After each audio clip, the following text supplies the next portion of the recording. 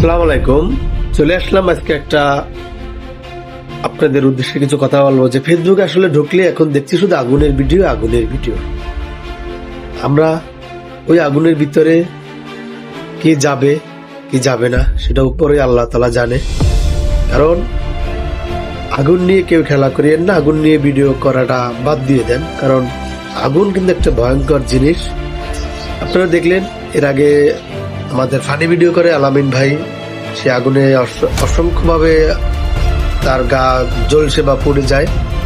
এই আগুনের ভিডিও এখন বেলাল যেটা শুরু করছে ওইটা দেখে এখন পুরো ফেসবুকে দেখে আগুনের ভিডিও। তা আপনারা আগুন নিয়ে ভিডিও করেন না, অন্যান্য নিয়ে ভিডিও করেন, সমস্যা নেই, কিন্তু আগুনটা আসলে খুব মারাত্মক। আর আগুনের খেলা উপরে দেখতেছেন যে কিরকমের জ্বলে, কিন্তু ওই মাটির তলে কি আগুনটা না জ্বলবে একবার চিন্তা করে দেখেন। তাহলে আমরা সবাই ভিডিও করব ইসলামের পথে, ভালো কিছু নিয়ে, যা মানুষ দেখে কিছু শিখতে পারে। আশা করি বুঝতে পারছেন।